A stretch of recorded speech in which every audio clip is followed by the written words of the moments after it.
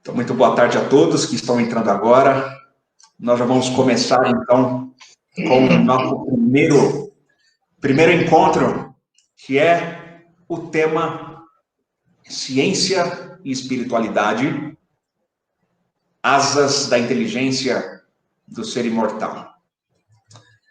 Paulo César, você fique inteiramente à vontade para se apresentar. Nós estamos aqui no momento sem formalidades e nós somos amigos, né? Estamos em casa, né? E eu gostaria que você se apresentasse um pouco para o pessoal te conhecer.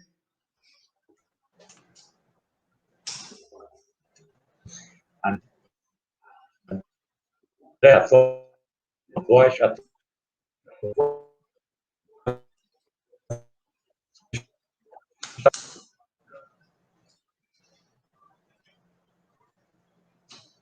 Acho que a voz do Paulo César, Paulo, sua voz ela está picotando.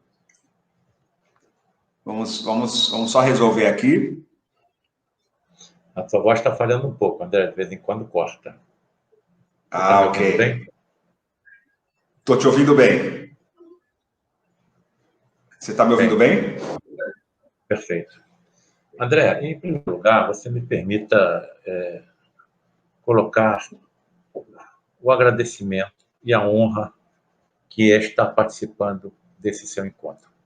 Pessoas extremamente respeitáveis, pessoas extremamente importantes no movimento espírita, e eu me sinto extremamente honrado e agradecido em estar participando desse encontro maravilhoso. Você me pediu que eu falasse alguma coisa sobre inteligência e espiritualidade. Eu ingressei nessa história em 1978. Claro que eu já tinha algumas informações relacionadas com o espiritismo, biblioteca na minha casa, meu pai já tinha montado uma biblioteca na minha casa, um médium poderoso, inclusive de efeitos físicos. Mas eu nunca imaginei passar pelo que eu comecei a passar em 1978. Porque aqueles que estão aí nos assistindo pela primeira vez, eu lhes digo que eu sou um Tomé moderno porque eu fui obrigado a acreditar não somente no que o espiritismo prega, mas o cristianismo nos ensina. Né? Tomé, vem até aqui. Coloca o teu dedo aqui nas perfurações do meu punho. Tomé, coloca aqui a tua mão na perfuração da lança do Longinos, que atravessou meu tórax e chegou até o pericárdio, a membrana que envolve o coração. Aí o Tomé acreditou. Olha, eu faço parte da classe médica e em torno de 80% dos meus colegas não acreditam em nada além da matéria tangente. E eu não tenho nenhuma preocupação com nenhum deles, porque estão, nesse momento, salvando milhares e milhares e milhares de vidas ao torno do planeta. Mas importante é a conduta, não é a crença. Bem, agora uma coisa, diante de tudo que estava vendo, relacionado, você bem claro, com os fenômenos de teletransporte e materialização de espíritos, uma coisa começou a me preocupar. Olha, está se descortinando à frente da humanidade uma ciência extremamente complexa e profunda do que tudo aquilo que nós possamos imaginar. Então, como será possível que nós tenhamos, assim, uma inteligência adequada para compreender tudo que está sendo colocado à nossa frente? Bem, e aí, uma das principais vertentes que serão alcançadas por essas novas revelações é a classe a qual pertenço, a medicina. Donde ficou claro para mim hoje, convicções inabaláveis. Eu sou cirurgião, trabalho como cirurgião oncológico, cirurgião geral, cirurgião videolaparoscópico e mastologista. Está claro para mim, claro, que uma grande quantidade das doenças que nós, como médicos, tratamos, não está enraizada, não está baseada no corpo físico. Está baseada no corpo extrafísico que todos nós possuímos.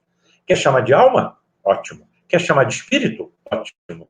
Quer chamar de ser extra-espiritual e pré-espiritual, tudo para mim hoje é sinônimo.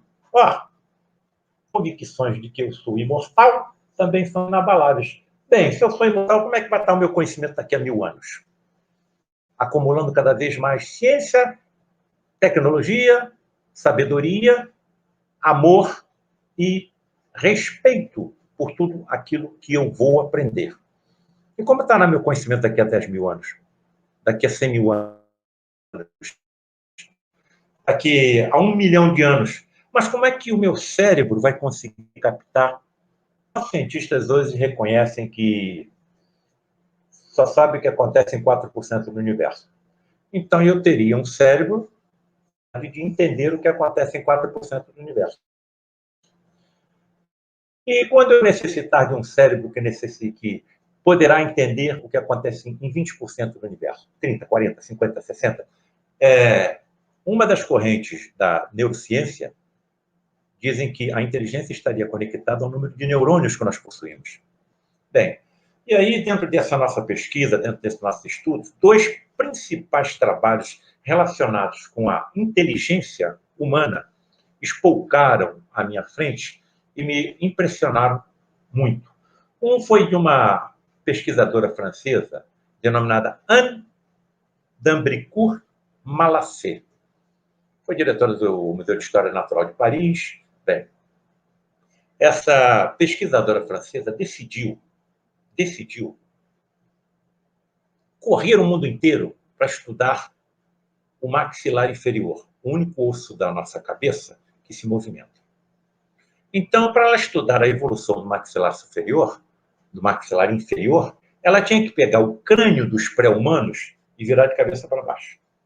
Quando ela pegou o crânio dos pré-humanos e virou de cabeça para baixo, ela percebeu uma outra alteração que ela não estava pensando em pesquisar, do osso esfenoide, o mais complexo osso do corpo humano, aquele que primeiro se forma na vida embrionária e sobre o qual está assentado o nosso cérebro. Ele tem a forma de uma borboleta, osso esfenoide. O que ela percebeu? Que, através das eras, o osso esfenoide sofria inclinações. E quando ocorria essa inclinação, a nossa face encefálica se dilatava. O nosso crânio se expandia. E com o crânio expandido, a nossa encefálica, o número dos nossos também. Há 60 milhões de anos, o osso esfenoide era horizontal, assim como acontece no crânio dos lêmures da ilha. Primeira inclinação detectada pela Anne d'Ambricourt Malassé, há 40 milhões de anos. E surgiram os símios. Segunda inclinação, há 20 milhões de anos, surgiram os grandes macacos. Terceira inclinação, posteriormente, origem ao gênero Homo. Quarta inclinação, há 2 milhões de anos, surgiu o gênero Homo.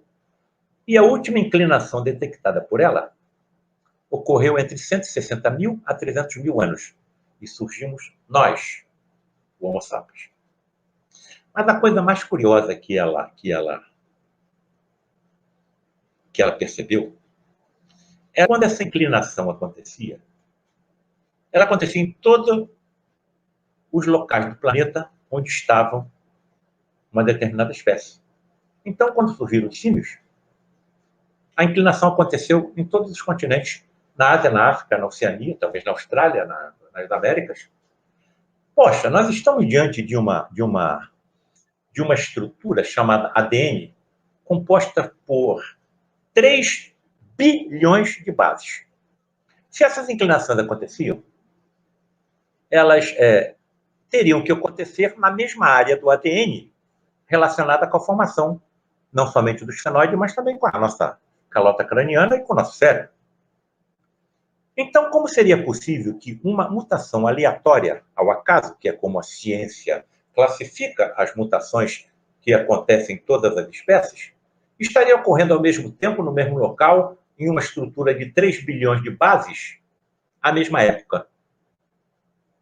Nota-se nitidamente que um planejamento inteligente está por trás dessa história. Quando essa inclinação acontecia, não somente a nossa calota expandia, mas também nós nos tornávamos mais eretos, até que passamos a caminhar somente entre duas pernas. Isso lançou por terra a teoria das savanas, que pregava que nós andamos eretos de tanto nos erguermos nas savanas em busca da presa que seria importante para a nossa alimentação e também para os predadores que vinham à busca. No Brasil, eu estava um dia desse fazendo uma apresentação diante de uma plateia bastante erudita. E quando eu fiz, houve uma pergunta muito interessante. Paulo César, escuta aqui. Então, a nossa calota vem aumentando em tamanho e cada vez que ela aumenta, nós nos tornamos mais inteligentes. É isso que foi percebido pela doutora Ana Bricourt-Malesser. Então, a nossa inteligência estaria relacionada com o número de neurônios que nós possuímos. Bem, se eu tenho hoje um número de neurônios suficiente para entender o que acontece em 4% do universo, qual será o tamanho da minha cabeça quando eu conseguir compreender o que acontece em 10, em 20, em 30, em 40% do universo? Como é que a minha cabeça vai se sustentar nos meus ombros? E o aquecimento dos músculos para essa sustentação, será que não afetarão outras ocorrências bioquímicas também no nosso cérebro? Bem, essa resposta só podia ter sido me dada pelo Espiritismo. Existem trilhões de conexões entre os nossos neurônios. Então, até onde eu entendo, eu não posso ter uma cabeça desse tamanho. Na hora que eu fosse nascer, nas encarnações futuras que eu terei, como é que eu passaria pela vagina da minha mãe? Então, não é o número de neurônios que está influenciando a inteligência do homem do futuro. E sim, as conexões sinápticas diferentes das nossas, que ocorrerão no cérebro do homem do futuro. Atenção! Curiosamente, cirurgiões maxilobucofaciais estão percebendo alterações nas arcadas dentárias de crianças americanas e japonesas que estão sugerindo, prenunciando uma nova inclinação. Esse raciocínio não tem fim. Por exemplo, nós estamos habitando um planeta de provas e expiações em vias de subida de degrau para um planeta de regeneração. Quem trará todas as modificações que nós tão ansiosamente aguardamos? Modificações políticas, modificações sociais, alterações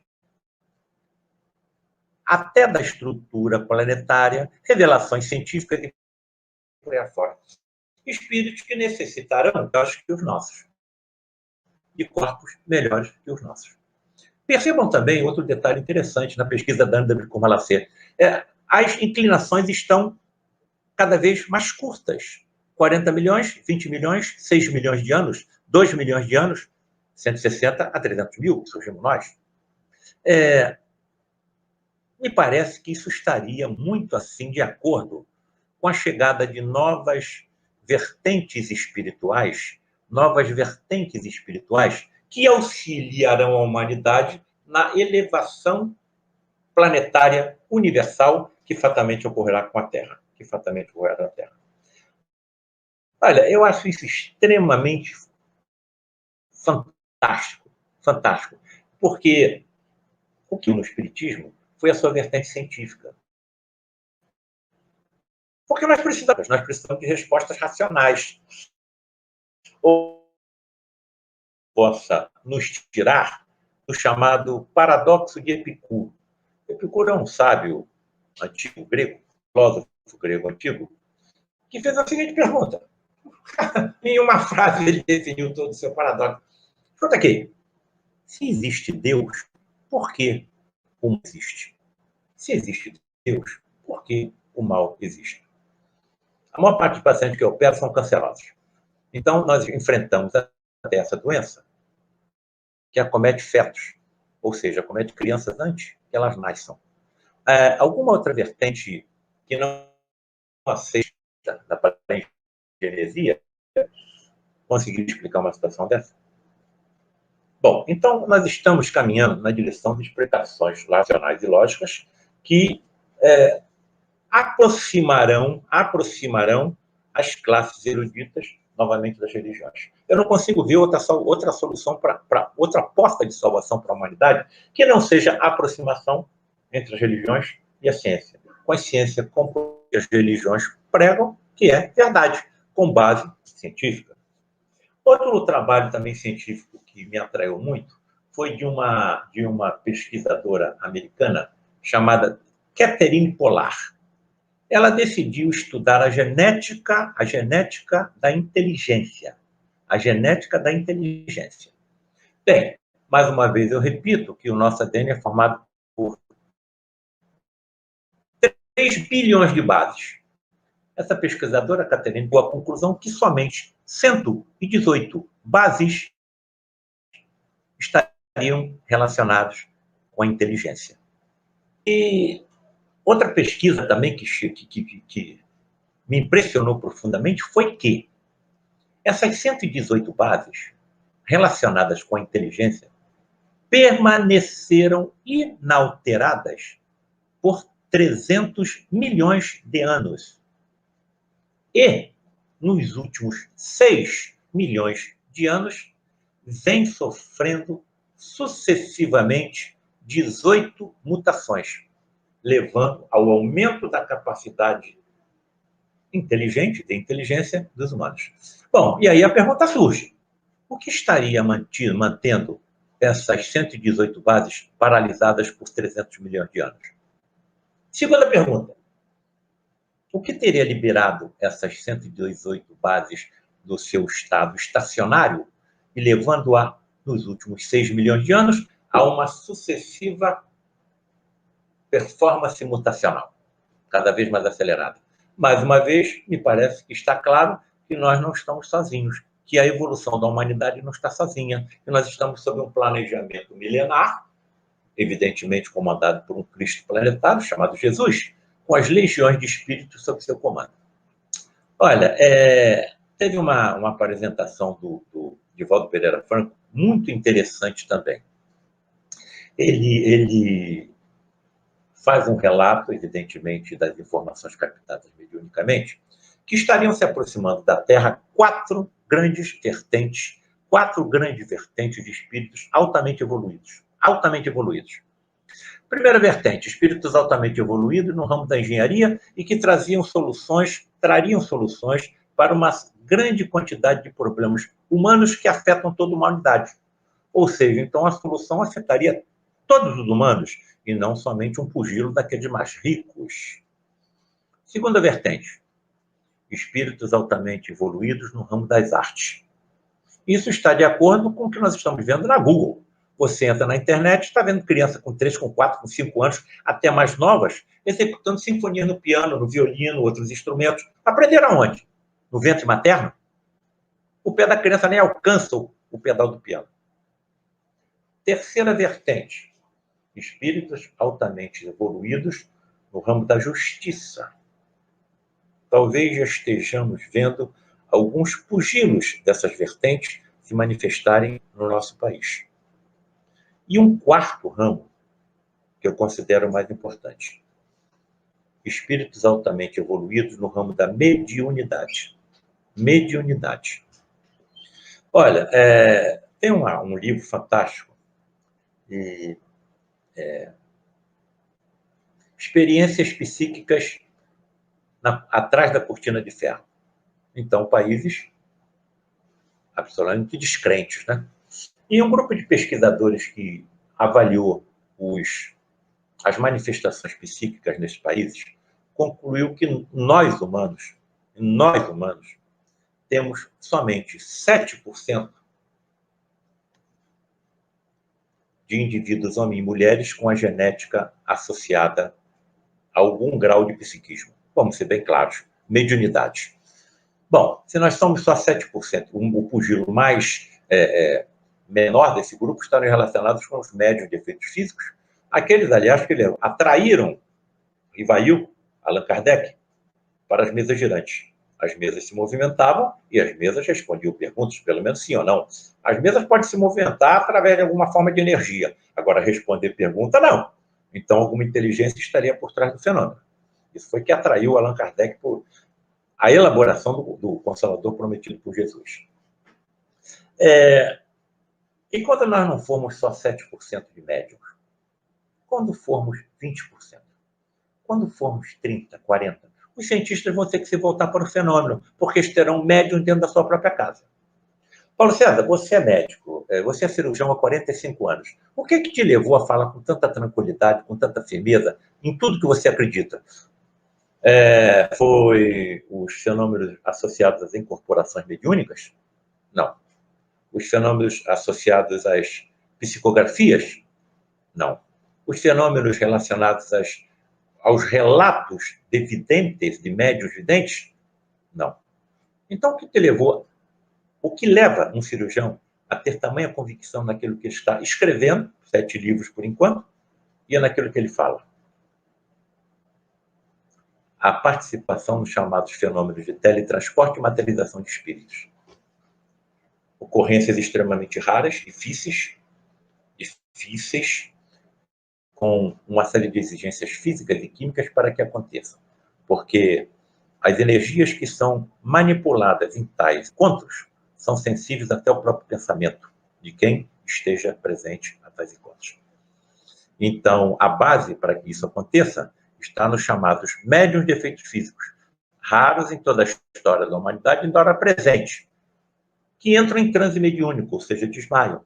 Desmaiam. E quando estão nesse transe mediúnico absolutamente desacordados, começam a expelir pelos orifícios naturais do corpo, principalmente boca, nariz e ouvido, um fluido batizado por um prêmio Nobel de Medicina e Fisiologia, Charles Richer, como ectoplasma. Até onde eu entendo, na atualidade, 2 principais motivos são utilizados pelos mentores espirituais da humanidade no planeta Terra para que tais ocorrências tão difíceis, tão raras, aconteçam. Primeiro, atendimento de pacientes graves que a nossa medicina pouco possa ajudar, principalmente cancerosos, porque quem mais se teletransportam? Estou sendo bem claro, hein? Estou sendo bem claro. Até onde eu estou entendendo, quando eu desencarnar, o meu componente extrafísico, espiritual, energético, vital e imortal vai se transferir para um universo paralelo ao nosso. Então, se eu voltar para cá, eu vou me teletransportar de um universo para outro. Então, quem mais se teletransporta e se materializam, chego aqui no plano, eu vou me impregnar com moléculas de ectoplasma e vou me tornar visível a todos os que estiverem presentes nesses encontros. E eu posso alcançar até as chamadas materializações sublimes, em que eu posso me apresentar exatamente com a fisionomia que eu tinha na última encarnação. Uma das exigências para que tais fenômenos aconteçam é a ausência de luz, porque os fótons da luz artificial e da luz natural afetam o ectoplasma quando se desprende do médium, afetam o médium e afetam a entidade. Mas o Jesus se materializou até mesmo à luz do sol, perante 500, no Monte da Galileia. Outra exigência, eu não posso entrar numa dessa tendo ingerido carne bovina, carne de aves, carne de porco, nas 72 horas que antecedem a reunião. Porque quando o animal é batido, a sua carne fica impregnada de fluidos deletérios, barônicos, pesados, que contaminam o meu ectoplasma. E eu também vou doar ectoplasma para que isso aconteça, sem entrar em transe mediúnico. 70% do ectoplasma sai do médium, de efeitos físicos. Os outros 30% da natureza que envolve o santuário. Aqui no Lar de Frei Luís, o santuário de materializações está incrustado no seio de uma floresta no bairro de Jacarepaguá, e da assembleia que acompanha o médium. Então, se eu for com o meu ectoplasma contaminado, vou contaminar o ectoplasma do médium e provavelmente eu vou realização da entidade, prejudicando assim o atendimento aos enfermos, porque quando esses médicos aqui aportam, trazem conhecimentos ultra evoluídos em relação ao nosso, inclusive com tecnologia desconhecida pela nossa medicina. André, está se descortinando à nossa frente uma profunda e assombrosa ciência, inimaginável a todos nós. Como é que eu vou ter inteligência para compreender isso tudo? Eu estou me colocando, por enquanto, só como testemunha. E sempre coloco na minha apresentação as 4 reflexões. E se o médico estivesse presente em uma reunião dessa? Um cirurgião como eu? E se quem se teletransportasse e se materializasse, ele fosse um médico que já passou pela Terra, encarnado, desencarnou, continua vivo em outro universo paralelo, para cá se teletransportou e se materializou. Terceiro, e se fosse possível diálogo entre esses 2 médicos? Quarto, e se tais diálogos se prolongassem por 40 anos? Foi exatamente o que aconteceu comigo. Como é que eu vou voltar? Voltar para onde? Agora, coloco nos meus livros hipóteses que possam explicar como tais fenômenos estranhos, fantásticos acontecem. Mas eu não tenho certeza. Quando eu desencarnar, evidentemente terei. E me coloco, sinceramente, humildemente, nas mesmas condições dos discípulos de Jesus, que não entendiam nada do que ele fazia. Mas se não fosse pelo seu testemunho, nós nem saberíamos que ele existiu. Estou colocando o meu testemunho para essa juventude que está chegando, com a qual eu trabalho. Tudo que eu fiz ao longo de décadas, abrindo os corpos dos meus pacientes, esses jovens médicos, jovens cirurgiões, estão fazendo através de cirurgias minimamente invasivas. Eu faço muita coisa minimamente invasiva com microcâmeras de televisão. Eles fazem tudo. Inclusive, já estão manipulando pinças dentro dos corpos dos nossos pacientes através de robôs. Nem precisa se escovar, entram dentro da cabine e vão manipulando através da visualização de uma câmera, de uma microcâmera dentro do paciente, as pinças conectadas nos braços do robô. Um dia desse perguntei a um colega desse, colega, então daqui a pouco você vai poder operar um paciente no Japão manipulando o robô daqui? Vou, tranquilamente, vou. Então, essa juventude mais preparada, mais evoluída, com o desenvolvimento de uma inteligência mais rápida do que a minha, pela internet, pelo videogame, e certamente eles levarão isso assim. Porque tudo que está trazendo pelo Espiritismo será cada vez mais comum. Estamos num planeta, estamos num momento de transição. Então, a atmosfera psíquica do planeta não está adequada. Mas vamos atravessar esses momentos. Nós estamos sob o governo de um Cristo planetário que nos comanda há 4 bilhões e 500 milhões de anos.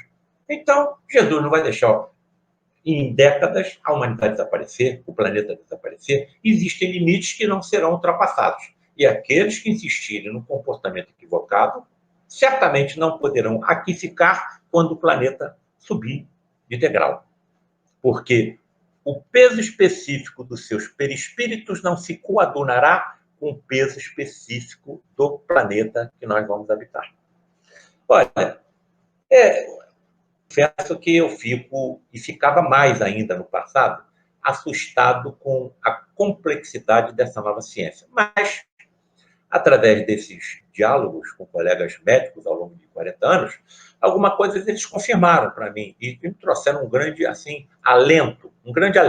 Aliás, algumas dessas colocações até já reveladas pelo Pentateuco de Allan Kardec. Por exemplo, Paulo César, você acha que você esqueceu tudo que você já estudou?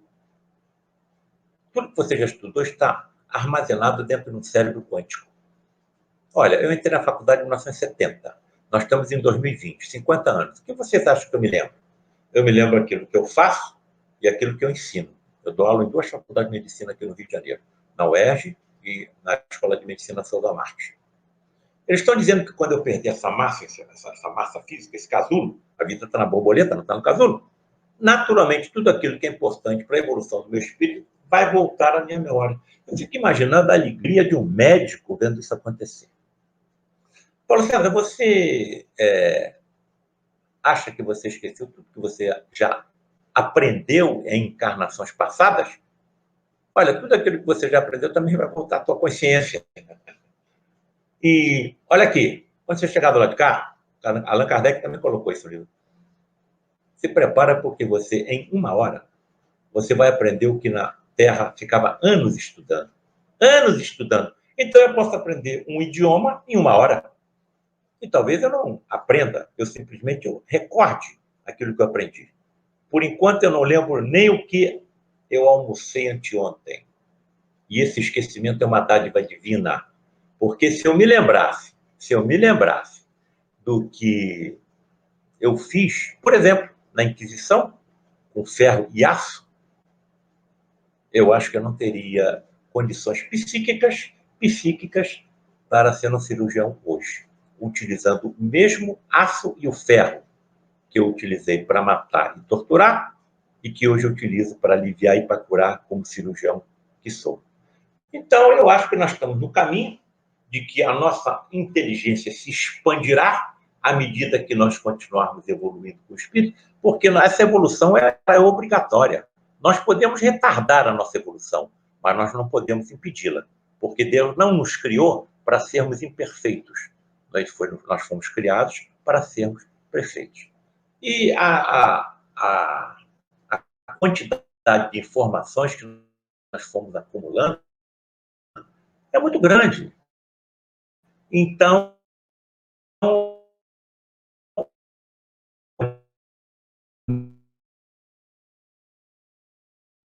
do planeta como vamos ter uma explicação para essa confusão que está acontecendo no planeta. Imagine se o André viesse me visitar sem me avisar. Só que o André não sabia que no dia que ele chegou para me visitar de surpresa, eu estava mudando do segundo para o terceiro andar. Como é que ele ia encontrar o meu apartamento? Todo revirado, era mala para cá, era mala para lá, são móveis desmontados, é trouxa de roupa. Então, me parece que é isso que está acontecendo com o planeta Terra. Ele está subindo de andar, ele está evoluindo.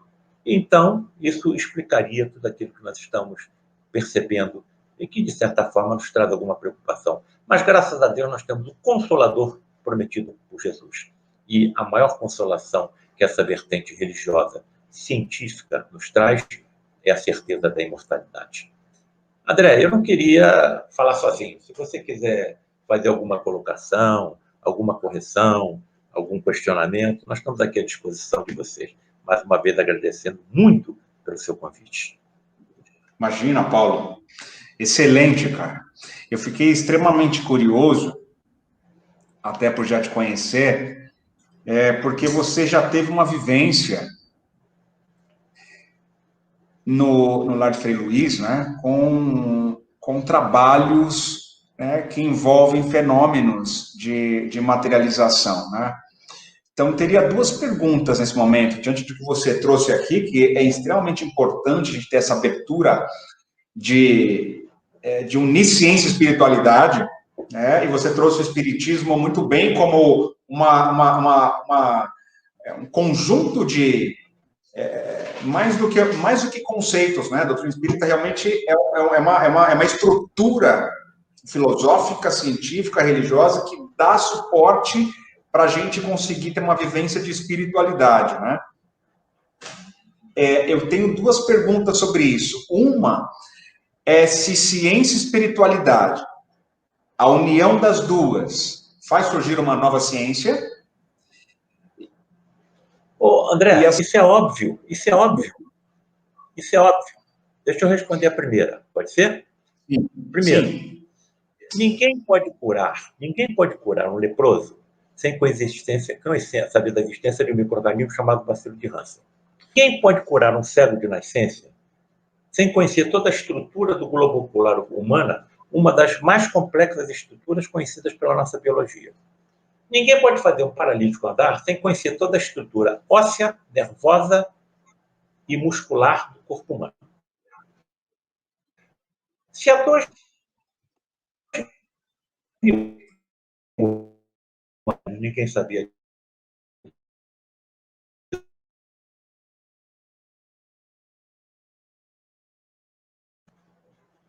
Em outros planetas, em outros universos paralelos ao nosso, mas que ele aprendeu. Eu também quero aprender e vou aprender, porque eu sou imortal. Até onde eu estou entendendo, isso foi trazido pelo Espiritismo. A cada célula do meu corpo físico, eu tenho uma célula extrafísica no perispírito. E se eu tivesse conhecimento que me permitisse teletransportar células do meu perispírito para o meu corpo físico, substituindo células defeituosas, energia não vai faltar. Eu tenho energia só no meu corpo físico e aproximadamente, segundo a própria ciência física, de 166 mil bombas atômicas iguais que foram lançadas na cidade de Hiroshima. Então, se eu conseguisse controlar de forma inteligente toda essa energia, eu acho que eu conseguiria acalmar o mar e o vento, pelo menos em torno de onde eu estivesse. Agora, para que eu possa fazer isso, eu tenho que ter inteligência, eu tenho que ter conhecimento científico. Então, não existem milagres, existem leis físicas, químicas e biológicas que a nossa ciência ainda não alcançou. Outra coisa, além da inteligência, à medida que nós fomos evoluindo, e isso pode ser acelerado pela utilização elevadamente moral, por exemplo, da engenharia genética, acelerando a nossa evolução. Essas entidades com quem trabalhei, com quem atuei, entidades que eu vi como trabalham ao longo de 40 anos, têm sentidos mais evoluídos do que os nossos. Por exemplo, visão por transparência. Por exemplo, visão microscópica. Por exemplo, visão ultramicroscópica que as permite ver até, em visão direta, por elas comandada, as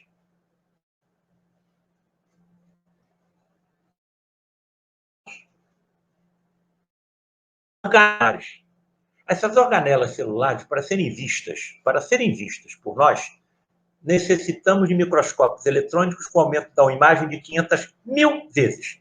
Através da visão direta deles, eles conseguem ver as organelas celulares. Bom, e aí, uma coisa que eu coloco, mais uma vez, a reflexão dos que estão nos assistindo. Será que eu, se tivesse uma visão microscópica e ultramicroscópica, conseguiria ter controle emocional ao estar dentro de uma sala de cirurgia, realizando um procedimento cirúrgico e vendo as miríades de micro-organismos nas paredes, na superfície do corpo do paciente que eu estou operando, nas roupas dos meus assistentes? Não chegou o momento. Estão mostrando clarões, relâmpagos lá no horizonte do que será a medicina mediúnica do futuro, onde os médicos serão poderosos médiums. Eu vou desencarnar e vou voltar, e vou querer ser médico de novo, vou fazer prova na faculdade de medicina e vou entrar. Até onde eu estou entendendo? A primeira coisa que farão comigo quando eu ingressar numa faculdade de medicina do futuro serão recolher células, provavelmente, da minha mucosa bucal e realizar um escrutínio cuidadoso no meu ADN. E se perceberem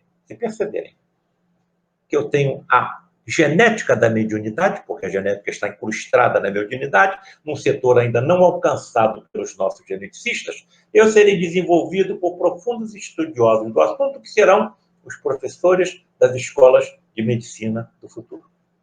Ô, Paulo César, mas por que os médicos não têm ainda essa visão por transparência, a visão por raio-x? Olha, se todos os médicos da Terra tivessem visão por transparência, todas as empresas que fabricam o equipamento que nós utilizamos para diagnóstico e tratamento dos nossos pacientes iam fechar as portas. Nós causaríamos uma multidão de desempregados. Não chegou o momento. Não chegou o momento. Paulo César, e essa visão que você está dizendo, que é capaz de ver até organelas intracelulares com aumento de 500 mil vezes, ela pode ser ainda maior? Bem, isso me foi informado por um médico denominado Frederic von Stein, cirurgião do exército nazista, e que se aproximou do lado de Frei Luís, porque no nosso educandário, com mais de 500 crianças hoje, haviam judeus reencarnados e o ódio persistia. Só que caiu nas malhas de Frei Luís, que também era alemão. Frei Luís era um frade no Brasil na primeira metade do século XX e se radicou na região serrana aqui do Rio de Janeiro, na cidade de Petrópolis. Bem, e certa vez ao Frederic, materializado, não incorporado ou encarnado no seu médium, materializado. Frederic, você é capaz de ter visão microscópica, então você vê a célula. Imagina a cena, André, você conversando com um espírito materializado. Ele sai da cabine recoberto por mantos alvíssimos, emitindo luz. Se você vê a entidade na escuridão, é porque quando ela sai da cabine mediúnica, na escuridão completa, Ela sai emitindo luz pelo seu corpo, falando bioluminescência. Agora, deixa eu fazer uma colocação para você, André, que é físico. Que é físico. Se as radiações eletromagnéticas luminosas que nós conhecemos afetam o ectoplasma, afetam o médium, afetam a entidade materializada, por que as luminescências que se desprendem dos corpos das entidades e dos instrumentos de terapia que eles trazem consigo não afetam? Vou usar uma metáfora que eu utilizo sempre para os meus alunos como uma coisa lógica. Salta aos meus olhos, agride a minha fronte, aperta o meu nariz, puxa a minha orelha. Que essas radiações magnéticas luminosas apresentam propriedades físicas e químicas diferentes daquelas que conhecemos no nosso universo. Estão em outro universo. Isso existe no futuro, pela química no futuro. Frederico, essa tua visão então microscópica que me permite ver a célula. Você diz que identifica uma célula cancelada e uma célula normal porque elas apresentam energias diferentes, colorações diferentes. E você aumenta a sua visão, ainda entra dentro da célula e vê as organelas, com aumento no mínimo de 500 mil vezes. Frederico, você é capaz de ver o átomo e as partículas subatômicas? Não. Eu ainda não. Mas espíritos mais evoluídos do que eu, sim. André.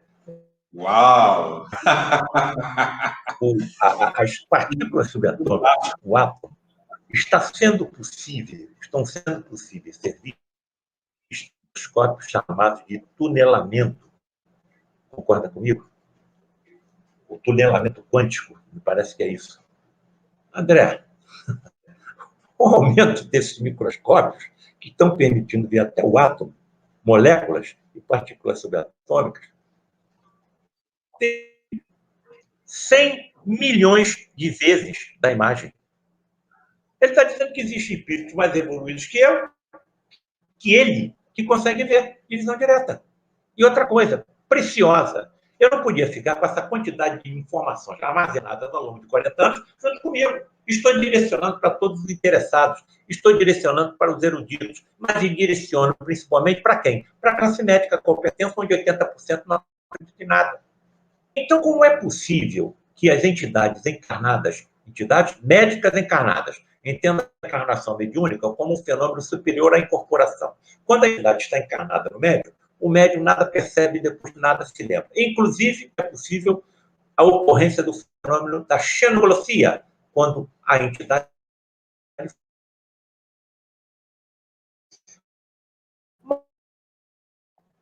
se ele está encarnado no médium e visão microscópica e visão ultramicroscópica, ele está utilizando o equipamento físico do médium. Então, nós devemos ter, esses médiums de efeitos físicos devem possuir uma composição genética que permite que os seus equipamentos físicos sejam utilizados por essas entidades médicas.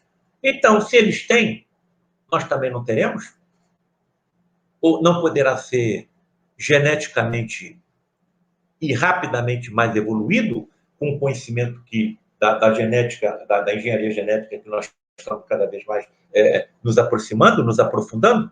Então, mais uma vez, eu acho que está se descortinando, sim, uma tremenda ciência, assustadoramente mais complexa e profunda do que tudo aquilo que nós possamos imaginar. E que os nossos cineastas, que os nossos escritores de ficção científica também possam imaginar.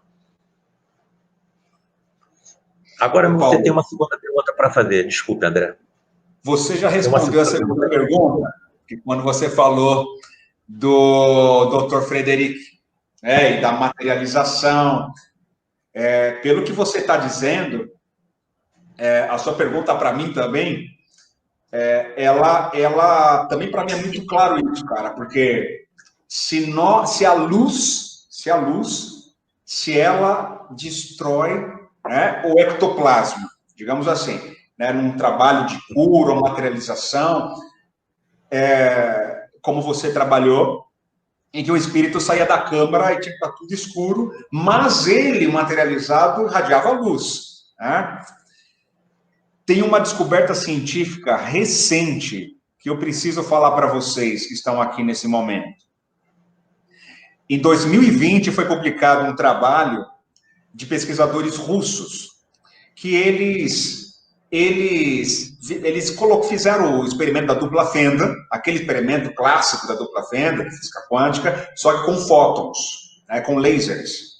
E no momento em que eles fizeram o experimento, eles convidaram 26 pessoas para estarem no laboratório, em torno da mesa, e em estados de atenção e concentração diante do experimento, concentrarem na luz que estava sendo ali irradiada durante o experimento.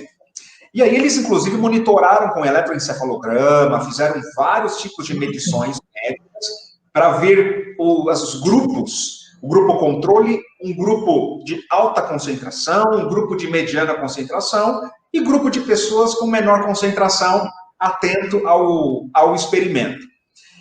Resultado e conclusão, vou pular direto. Eles descobriram, Paulo, que quando se está altamente concentrado no experimento, ocorre um colapso quântico da função de onda da luz, colapsando mais em partícula do que em onda. Então, eles concluíram no estudo que em estados menores de concentração, de atenção e de foco, quase não afeta a luz, quase não afeta, o fenômeno fica aleatório. Mas se a pessoa se concentra na luz, concentra-se ali no experimento, o que acontece? Ocorre o colapso da função de onda. São coisas que a gente já sabia através de contatos com os mentores, os tratamentos que a gente costuma fazer. Muitas coisas tem nas obras de André Luiz, conforme algumas pessoas comentaram aqui no chat, sobre alguns livros, mas isso faz todo sentido, sabe por quê? Porque se a mente de encarnados concentrada afeta os fótons que estão nessa dimensão, faz todo sentido, porque estar com a luz apagada também, num fenômeno como esse, de materialização, porque qual é a moralidade das consciências de encarnados que estão ali trabalhando? O quanto pode afetar a nossa moralidade em cada fóton que está aqui passando. Então, na verdade, manter o pensamento positivo, concentrar aquela vigilância, né, que a gente aprende, é uma necessidade grandiosa, porque a cada segundo em que focamos a atenção em algo, os fótons do ambiente estão recebendo essa informação da nossa moral. Então, com certeza, atrapalharia muito o trabalho dos mentores, né, que você trouxe da sua experiência, que quanto mais luz acesa, mais pode ser que prejudicaria pela moralidade também, porque os fótons carregam a informação da nossa mente.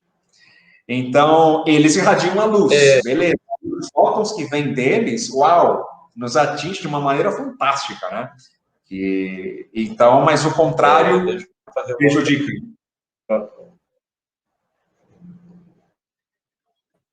Você está me ouvindo, André? Está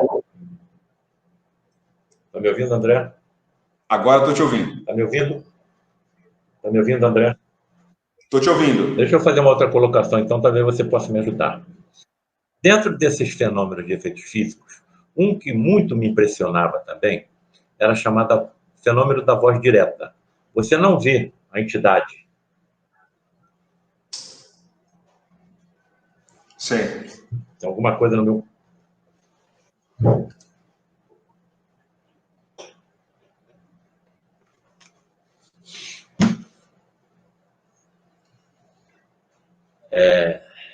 Estou com algum problema aqui, André.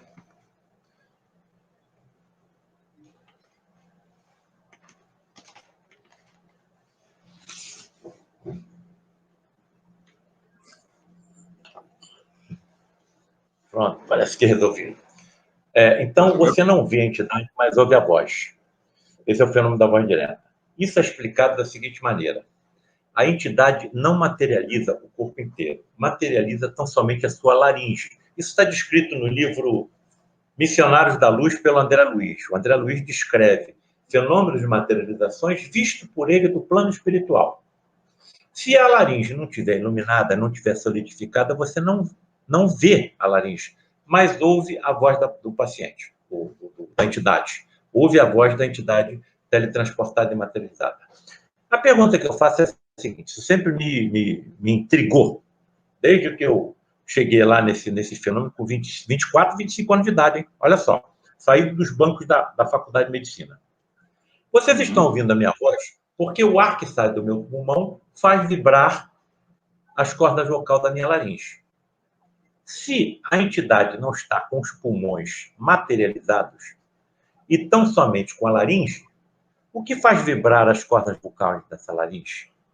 Que meio de propagação faz, então, as células dessa laringe materializada vibrar? Outra coisa muito interessante que eu observava nos fenômenos de verbo direta, porque quem mais se manifestava por esse fenômeno era Frei Luís. E logo na primeira vez que eu vi isso acontecer, me impressionou profundamente a dificuldade de Frei Luís de se manifestar pela voz direta. A voz dele era arfante, difícil, ele tinha que prolongar as frases, afastar as palavras. Nitidamente nós percebíamos que um imenso esforço estava sendo feito para que a entidade se manifestasse pela voz direta. Isso tem uma explicação. Quanto mais evoluída for uma entidade espiritual, mais fluido é o seu peso específico perispiritual. Quando eles mergulham no nosso mundo, no nosso universo, apresentam grande dificuldade em se expressar pela palavra. É como se nós tentássemos falar imersos na água. Claro que nós podemos, utilizando equipamentos eletrônicos, mas com grande dificuldade. Então, mais uma vez, ficou comprovado que quanto mais evoluído for um espírito, mais difícil será a sua manifestação, como, por exemplo, efeitos físicos, no universo que nós habitamos. Então, é uma quantidade enorme de informações, de detalhes, e que nós estamos acumulando dentro da nossa mente e aguardando que tenhamos a inteligência suficiente, necessária, para que possamos entendê-los. Outra informação preciosa que eles deixam são as chamadas cirurgias hiperfísicas. Entendam cirurgias hiperfísicas, aquelas que ultrapassam os limites corpo físico dos pacientes e alcançam quem? O perispírito, aonde se localiza uma grande quantidade das doenças que nós médicos tratamos como os efeitos. Não sabemos as causas. As que estão onde? Nas vidas passadas. É a lei de ação e reação. Não tem saída, é matemática. Você planta o que você quiser, a colheita é obrigatória. Então você fez algo, falou algo e até pensou que prejudicou o seu semelhante e, atenção, a natureza do planeta que você habita e que prejudicará a vida daqueles que virão depois de você, isso fica grafado no teu componente perispiritual. E muitas vezes você vai precisar de novos corpos físicos para que possam corrigir as deformidades que você, e não Deus, promoveram, e as impurezas que nós, e não Deus, colocamos no nosso perispírito. Isso talvez seja a causa das tumorações malignas que acometem fetos antes de nascer. Desenvolve um tumor maligno antes de nascer. É uma coisa, assim, impressionante. Só o espiritismo pode explicar isso. Muito fantástico. Bacana, Paulo. Tem uma pergunta da Carol aqui. Existe alguma relação, essa inteligência, com o aumento de autistas em nosso querido planeta? Isso foi uma pergunta que eu também sempre fiz, e quando tive a oportunidade, evidentemente, eu não ia perder a oportunidade de indagar aos meus colegas médicos teletransportados e materializados. Paulo César, associe um grande número dos casos de autismo com a má utilização da inteligência em vidas passadas. E não é fácil, não é difícil você perceber isso, não. Quem é que está por trás das drogas estupefacientes? Quem é que está por trás do mercado dessas drogas? Químicos. Se você não tiver químico, você não tem droga. Quem está por trás dos artefatos bélicos que, caso sejam disparados, podem ceifar milhões, ou milhares ou milhões de vidas? Quando foi lançada uma bomba sobre a cidade de Hiroshima, parece que instantaneamente mais de 80 mil vidas foram ceifadas. Quem está por trás disso? Físicos. Olha, uma coisa que está me preocupando no momento, como médico, eu acredito que quem já leu os livros do André Luiz vai concordar comigo. Aliás, que leram os livros sobre o espiritismo concordarão comigo. André Luiz, Emmanuel, Joana de Ângelos e os livros do espiritismo. Há mais de 60 países já legalizaram. Acabou de ser legalizado o aborto na Argentina e o Papa é argentino. Tem um capítulo no livro Nosso Lar chamado O Vampiro. Eu fico pensando nos meus colegas médicos que se prestarão a realizar esses procedimentos que, para mim, eu acho que todos devem concordar comigo, é um infanticídio. É um infanticídio. Como é que estará o perispírito desses meus colegas quando desencarnarem? Será que eles terão condições, devido às deformações tremendas que promoverão no seu perispírito, de encarnarem no planeta como a Terra, em corpos físicos iguais aos nossos? Ou terão que reencarnar em planetas que, em relação à Terra, estariam novamente ou ainda na Idade da Pedra? Então, eu vejo com muita tristeza e muita preocupação o que está acontecendo no mundo na atualidade. Aproximadamente 100 milhões de abortos criminosos são realizados por ano. Mais de 25 milhões desses abortos são feitos em condições precárias, que podem levar ao óbito da gestante, e não somente do feto. E quem estaria, então, por trás desses abortos? Médicos. Então, eu estou falando de quê? Físicos, químicos, médicos, que tiveram família, educação, carinho, conforto, lazer. Frequentaram as mais importantes faculdades do planeta e desvirtuam o seu conhecimento para o mal. Então, me parece que uma boa parte dessas crianças autistas estariam relacionados por essa conduta equivocada da inteligência. Porque uma coisa é certa, muito inteligentes são.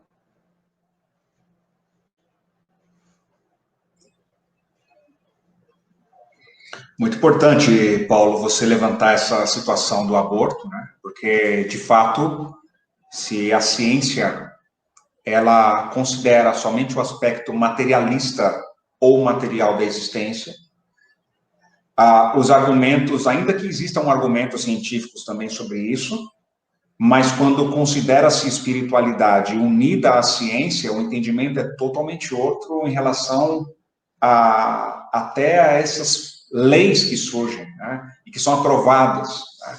Então, eu concordo 100% com você que, além dessas consequências para a pessoa que comete determinados crimes da alma, né, além de tudo, nós podemos e devemos unir muito em nossa mente sem espiritualidade para a gente poder ter uma atuação, porque independente das pessoas não acreditarem no espírito, ou não acreditarem na vida após a morte, nos conceitos específicos que a gente sabe que são verdade, ela está sujeita às mesmas leis, né? E muitas vezes a ignorância é um conforto para estar mantendo-se nas paixões, mas é muito importante, eu concordo com você, que essa união de ciência e espiritualidade ela é vital para essa evolução do planeta, porque é uma asa que falta e que chegou a hora, né, desta união em nossas mentes para podermos fazer novas escolhas, né? Então, muito rico você ter trazido esse tema também do aborto aqui nesse momento. Nós estamos com o tempo até já esgotado. Eu queria que você pudesse comentar, Paulo, seus comentários finais sobre essa temática. Olha, eu poderia pegar várias vertentes, né? Seguir várias vertentes relacionadas com a inteligência. Mas para que nós possamos entender o que está sendo aberto à nossa frente, nós vamos precisar de uma inteligência maior do que a que nós possuímos. Mas eu não tenho mais preocupação com isso. Eu não tenho mais essa preocupação. Porque nós estamos todos sob um planejamento. Nós temos dentro de nós uma partícula de Deus. E essa partícula de Deus, ela vai poder acumular cada vez mais conhecimento, cada vez mais ciência, tecnologia, sabedoria, amor. E quanto mais nós pudermos evoluir nesse sentido, melhor nós poderemos colaborar com Deus no equilíbrio dos seus, estou usando plural, seus universos, ou seu multiverso. E até onde eu entendo, quanto mais ou melhor eu puder colaborar com Deus nesse equilíbrio, mais feliz eu vou me sentir. Estamos passando um tempo difícil, me parece que essa é a pergunta que nos está sendo feita sobre a pandemia que está nos assolando. Olha, eu nunca imaginei passar pelo que eu estou passando. Nós estamos aqui conversando. No dia 23, 24 e 25 de dezembro, eu fiquei isolado numa ala do hospital aqui no Rio de Janeiro com o coronavírus. Passei o Natal sozinho, isolado. Minha esposa sozinha em casa. Ainda bem que a gente tem um celular, fica se falando pelo vídeo, né? Sim. Nós estamos conversando aqui nesse momento. Eu estou com nessa de 2 anos, internado no CTI, no mesmo hospital que eu estava, 2 anos, hein? Com uma síndrome associada também ao coronavírus. 2 anos. Eu acho que o paciente de quem eu contraí o coronavírus, no Hospital Universitário Pedro Ernesto, onde eu trabalho, eu acho que foi dele que eu contraí. Era um amigo meu de infância, nós operamos ele com um câncer de intestino. Ele, depois da cirurgia, que correu bem, ele contraiu o coronavírus e acabou falecendo no hospital. Então, o que a gente pode pensar sobre isso? Olha, até onde eu entendo. Não vou dizer que eu esteja certo. Eu não vou dizer que o espiritismo, a religião do futuro, mas eu acho que todas as religiões do futuro vão precisar do espiritismo. Eu coloco comigo. Eu tenho uma neta de 5 anos. Quando a minha nora estava para 3 ou 4 meses de gravidez, a minha nora foi picada pelo mosquito da Zika e a minha neta nasceu com microcefalia. São mais de 3 mil crianças com microcefalia no Brasil. É impressionante a exatidão dessa enfermidade. São manipulados 4 seres vivos. O vírus, o inseto, a gestante e o feto. O vírus entra no mosquito, o mosquito pica a gestante, circula pela corrente sanguínea, atravessa a placenta, entra no feto e, entre bilhões de células, ele vai exatamente na célula tronconeuronal, absorve a energia da célula tronconeuronal e a criança não fabrica todos os neurônios que ela precisa. É muita precisão. Como é que algum líder religioso que não aceite, que não acredite na reencarnação, vai explicar uma tragédia dela? Mais uma vez, nós vamos cair no paradoxo de Epicuro. Se existe Deus, por que o mal existe? Bom, essa história tem uma outra faceta. Pesquisadores aí da USP pensaram o seguinte: se esse vírus ataca uma célula tronconeuronal, o que aconteceria se nós injetássemos em pacientes, crianças portadoras de tumores malignos no cérebro, que também apresentam células troncotumorais, o mesmo vírus? Pegaram tumores de glioblastoma infantil e implantaram no cérebro de ratos. O tumor evoluiu, deu metástases ósseas, e quando já estava com a doença avançadíssima, os pesquisadores pegaram o vírus da Zika e injetaram nos animais. André, o vírus atacou todas as células cancerosas e não afetou nenhuma célula sã, eliminando completamente a doença dos animais. Já começaram os testes em humanos e todos nós estamos ansiosos pelos resultados. Talvez encontraram uma solução para um terrível problema para os neurocientistas, nossos neurologistas infantis e os nossos neurocirurgiões infantis. Porque quando essas crianças são acometidas por esses tumores cerebrais, tem que abrir o crânio, tentar tirar o tumor do cérebro, fazer radioquimioterapia e a maioria morre. Só o espiritismo pode explicar uma situação dessa. Me parece que esses mais de 3 mil espíritos vieram com uma bagagem kármica e uma bagagem missionária, trazendo uma solução tremenda para um problema terrível que nós como médicos, enfrentamos. Até onde eu entendo, essa pandemia pode ser fruto de uma psicosfera altamente pesada e contaminada, gerada pela mente dos habitantes encarnados e desencarnados da Terra. Eu falei em abortos. Então, eu tenho uma psicosfera psíquica e tenho uma atmosfera física. A atmosfera física é formada pelos ventos, pela maré, pela luz solar, e vai por aí afora. Mas temos uma atmosfera psíquica. Quem pensa emite energia. Pensamento é energia. Se você ora, você está potencializando essa energia. Até onde eu entendo, segundo palavras do Papa Emmanuel, a força mais poderosa que existe na Terra é a da prece da mãe pelo filho. A prece da mãe pelo filho arromba as portas do céu, segundo Emmanuel.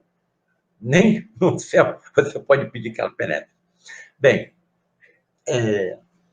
além dos milhões de abortos criminosos por ano, qual deve ser a psicosfera do planeta onde 2 dos maiores comércios são de armas e de drogas? Só a última guerra levou mais de 60 milhões de vidas.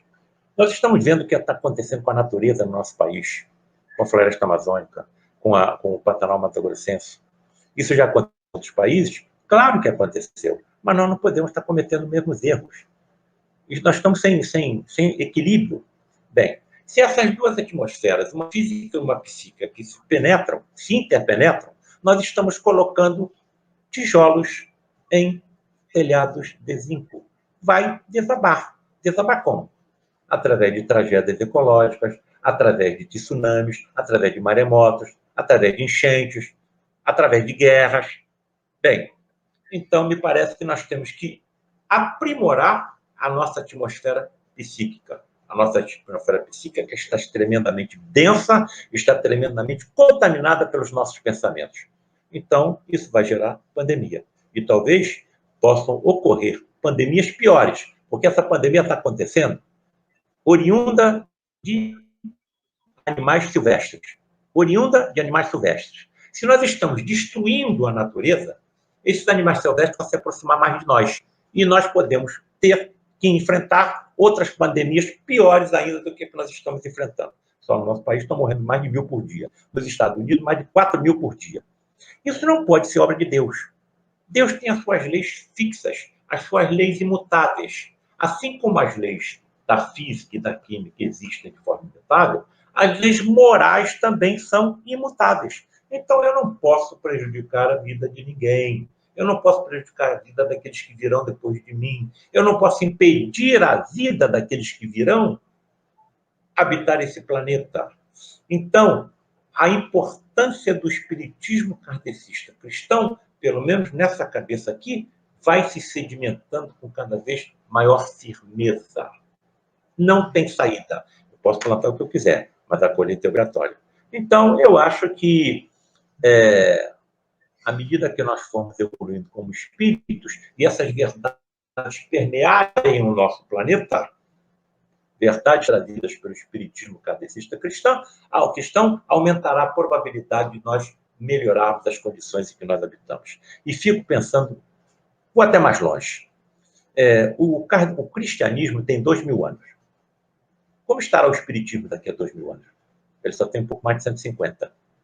Eu fico pensando, André, tu já pensou quando essas verdades trazidas pelo espiritismo cristão permearem os países islâmicos, onde as mulheres são consideradas seres inferiores, comparadas a animais?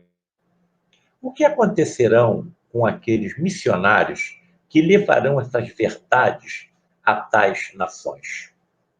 Serão crucificados, esquartejados, assassinados, queimados. Mas isso já aconteceu no passado. Com quem? Com os primeiros cristãos. Queimados, lançados às feras, crucificados, e vai por aí afora. André, raciocina comigo, sem abusar da sua paciência, da sua bondade, que eu sei que é infinita.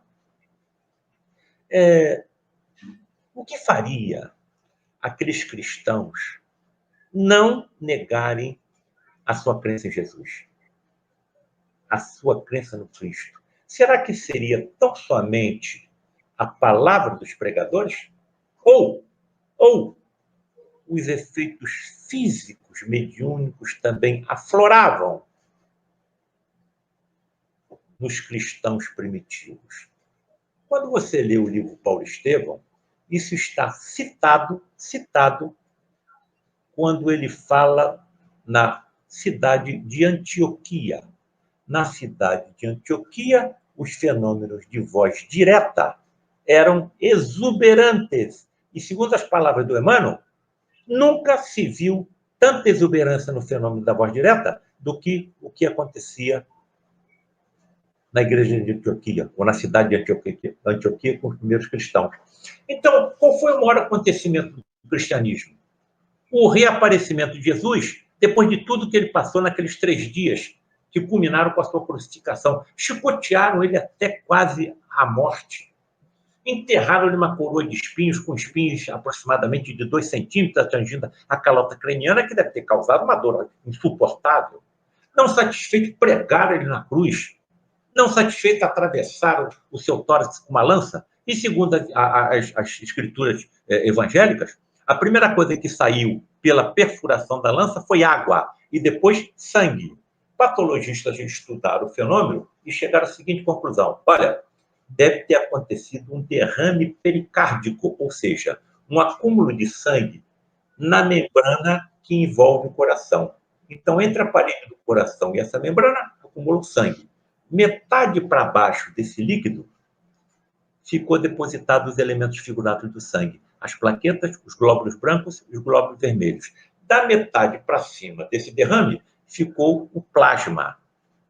Se essa lança atravessou até o pericárdio de Jesus e chegou à sua metade superior com derrame, a primeira coisa que sairia era plasma e depois os elementos figurados. Se isso tivesse acontecido há 2000 anos, o que é que eu pensaria? Além disso, ele desencarnou, ele confessou que desencarnou. Senhor, em suas mãos eu entrego o meu espírito. Então, ele desencarnou. Os seus familiares, os seus amigos, retiram seu corpo da cruz, colocam em uma gruta hermeticamente fechada durante 3 dias no calor do deserto. E ele reaparece com seu corpo completamente reconstruído. Qual médico vai acreditar numa história dessa? Então, a falta de explicações racionais e lógicas que afastam as classes erudistas dos templos. Então, até onde eu entendo, não houve a ressurreição, e sim a materialização de Jesus depois da sua desencarnação. De onde veio a energia para tantas manifestações ao longo de 40 dias? Médium de efeitos físicos das proximidades das ocorrências? Talvez os seus discípulos todos eram poderosos médiums. No Monte Tabor, Moisés e Elias se materializaram às custas da mediunidade de efeitos físicos dos 3 discípulos que subiram com Jesus. Tanto que eles dormiram, estavam dormindo com Jesus ao lado de Moisés e Elias. Existe uma outra possibilidade. A energia que se desprendeu do corpo envolto no sudário de Turim. Um grupo de físicos se reuniu para estudar o assunto. Como é que essa gravura, como é que essa figura de um homem, inclusive com detalhes de sangue ainda vermelho, poderia ficar grafado nesse pano? O sangue, quem está negro, estuda daqui, olha para cima, olha para baixo, olha para a esquerda, olha para a direita, olha. Isso está no livro A Física do Cristianismo, os interessados podem ler. Olha, só tem uma explicação. Ocorreu uma desintegração atômica do corpo envolto nesse sudário. Uma desintegração atômica. E aí, André, segura na cadeira para não cair. Essa desintegração atômica só poderia ter ocorrido em 1/100º de segundo. Porque se tivesse em 2/100º de segundo, quem comandou também a quantidade de energia? Mas tem uma terceira hipótese. Quando eu estava escrevendo o livro A Face Oculta, eu estava escrevendo um capítulo sobre o ectoplasma. E naquela semana, ninguém sabia que eu estava escrevendo livro nenhum. Ocorreria uma reunião de teletransporte e materialização de espíritos no lar de Frei Luís. Estava eu presente. E sempre ficava ao lado de um dos 5 leitos, onde eram atendidos um grupo de 25 a 30 pacientes graves que eram levados a essas reuniões. Eu estou sentado ao lado do leito, chega o Frederic von Stein materializado e começa a deixar jorrar a luz do seu corpo sobre o paciente. Sem se descuidar do que estava fazendo, disse a seguinte frase para mim: Paulo César, o ectoplasma que Jesus utilizava vinha direto do Pai Celestial. Por isso, ele podia se materializar até a luz do dia. Bom, eu nunca me dirigi a entidade. O problema era controlar a minha curiosidade científica quando a entidade se dirigia a mim, a ponto de ser chamada a atenção. Frederico. Mas era ectoplasma? Era. Mas diferente do que nós utilizamos aqui. Então, existe uma gama imensa dessas energias extrafísicas ditas ectoplasmáticas, que estão em todo ser vivo. Homem, animal, vegetal, tem ectoplasma. O meu pai era o principal médium vidente do Largo Frei Luís. Quando nós subíamos pela floresta, na direção do santuário, ele ia vendo técnicos, químicos, físicos, carregando energias das folhas, das flores, dos troncos, dos esquilos, na direção do santuário. Então, é uma energia que está em todos nós, que não há ainda, felizmente, condição de ser utilizada de forma inteligente por nós. Eu confesso que eu não teria controle. O que um terrorista não faria se pudesse dominar toda a energia física e extrafísica existente nele? Não chegou o momento. Sim. Muito obrigado, Paulo. Eu te agradeço por toda essa riqueza de conhecimento que você compartilhou com a gente aqui. Muito obrigado mesmo. Que você leve esse nosso abraço para toda a sua família, em especial para o seu neto querido, que você acabou de citar. Que as vibrações desse momento, desse trabalho que estamos desenvolvendo hoje, que as vibrações mobilizadas por todos nós, possa também atingi-lo nesse momento e a sua família.